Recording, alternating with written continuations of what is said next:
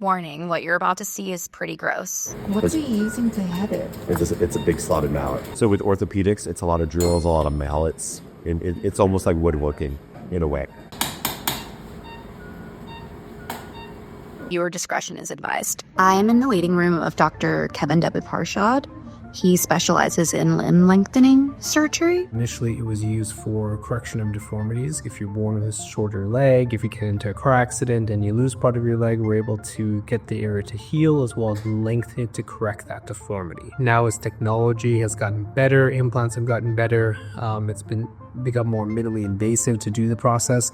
We're able to even offer this procedure as a cosmetic type of enhancement. These are femoral nails, so they actually go into the thigh bone. You can kind of see there's screws on top and there's screws on bottom. You can kind of see this is a two-part device, right? It's a telescopic device. There's actually a magnet inside, which is why these kind of connect, obviously, because it's a magnet that moves the gearbox inside.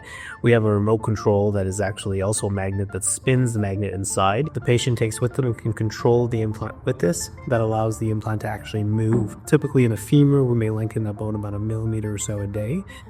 So patients can expect to gain somewhere between about 1 inch or so in 25 days. The surgery takes about 1.5 hours to complete. The cost can run in the tens of thousands, but if paid up front, can typically be around $100,000. Dr. D says patients do this kind of surgery for a number of reasons. Overall, they feel that they're lacking this particular characteristic about themselves, or there's something that, should they have this additional height, could make them just feel that much more confident and feel that much more, comfortable in their own skin, and that's why they kind of pursue it. I think a lot of people assume that the motivation is to attract the opposite sex, so the same sex, or find a partner. A lot of my patients are married. What we see in people's motivations is that they can be quite varied. We've seen a growing number of patients, particularly female patients, as well as the transgender population, that have looked at pursuing shortening procedures so that they can feel more like who they identify with. When people think of leg lengthening surgery, I think the hardest part that they imagine is the bone getting broken, the surgery itself.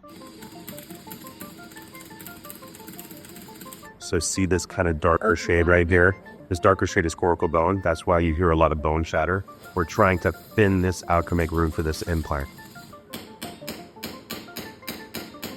But actually, that's just the start of the journey. The hard part really comes in recovery, learning how to walk again, using a walker, using a wheelchair, and really doing physical therapy and stretching and committing to that recovery process. Unlike other cosmetic surgeries, this is a recovery process that extends out for months, and it can take a year to get back to full athleticism. Like after a year mark is typically when people start to get that progress again.